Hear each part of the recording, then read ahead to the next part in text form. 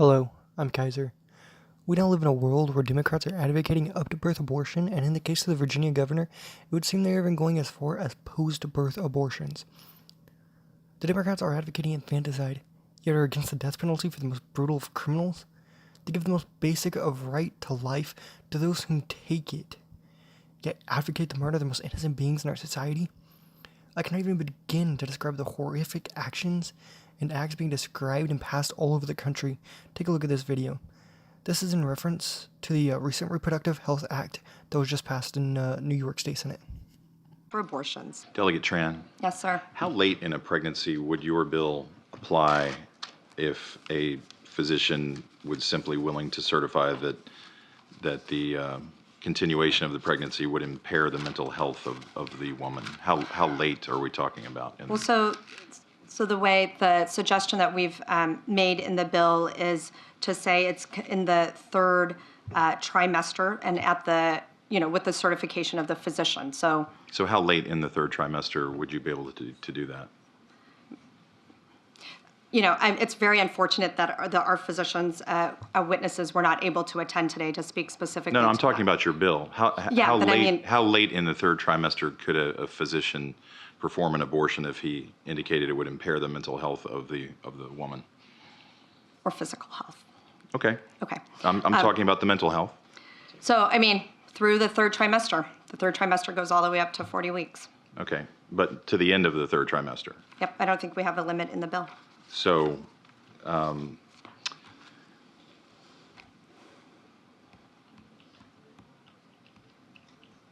where it's obvious that a woman is about to give birth, she has physical signs that she is about to give a birth, would that still be a point at which she could request an abortion if she was so certified? She's dilating. Mr. Chairman, that would be a decision that the doctor, the physician, and the woman would make. I understand that. I'm asking point. if your bill allows that. My bill would allow that, yes. I certainly could have said a week from her due date, and that would have been the same answer, correct?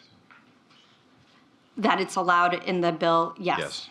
And in addition to what you just represented, you do acknowledge that you substantially changed the standard by removing a couple of words here. There is no other words to describe what was just said other than absolutely horrifying. As she said, it is now legal in New York to have an abortion up to the point of dilation. And this procedure can be done for almost any reason, from anxiety to depression. If you even have fear of having a child, you can abort it up to the point of dilation. How does one perform an abortion this late in pregnancy? The child is fully formed and capable of feeling pain. It will be ripped apart inside the mother and thrown into some trash bin. This child is not only viable, it is healthy, and will require little to no medical attention. There is no doubt about the situation anymore. This is a child, and if you believe that the Dems could not become more radical in this situation, you are sadly wrong. This is the VA governor and his opinion on the bill and abortion itself. No exception. There was a very contentious committee hearing yesterday when Fairfax County Delegate Kathy Tran made her case for lifting restrictions on third trimester abortions, as well as other restrictions now in place. And she was pressed by a Republican delegate about whether her bill would permit an abortion even as a woman is essentially dilating, ready to give birth. And she answered that it would permit an abortion at that stage of labor. Do you support her measure and explain her answer? Yeah, and I wasn't there, Julie, and I certainly can't speak for Delegate Tran, but I will tell you first thing I would say is this is why decisions such as this should be made by providers, physicians, and the mothers and fathers that are involved. There are, when we talk about third trimester abortions, these are done with the consent of obviously the mother, with the consent of the physicians, more than one physician, by the way. And it's done in cases where there may be severe deformities, there may be a fetus that's non-viable. So in this particular example, if a mother is in labor, I can tell you exactly what would happen. The infant would be delivered. The infant would be kept comfortable. The infant would be resuscitated if that's what the mother and the family desired. And then a discussion would ensue between the physicians and the mother. So I think this was really blown out of proportion.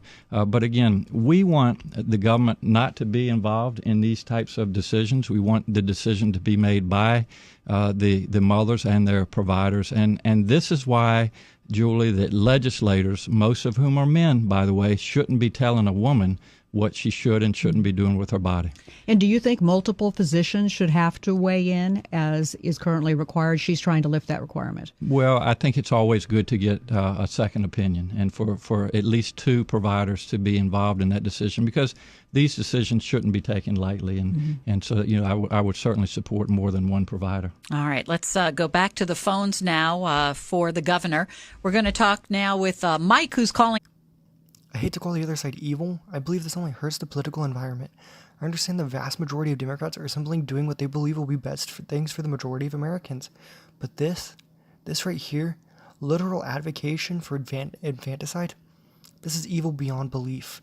Ralph Northam implied that he would not be opposed to post-birth abortions. Many have stated that this is in reference to a child born non-viable or in serious health issues, but that's simply not the case. He did not give any other factors than the decision of the mother and the family. He stated that they would all have a conversation and discuss whether or not to execute this child. We of conservatives have been putting up with this idea of abortion as a right for decades now, since Roe v. Wade. We have always thought it to be infanticide, but here we are today with the literal advocation of post-birth abortions and infanticide. And this is what it took to finally get conservatives to say enough.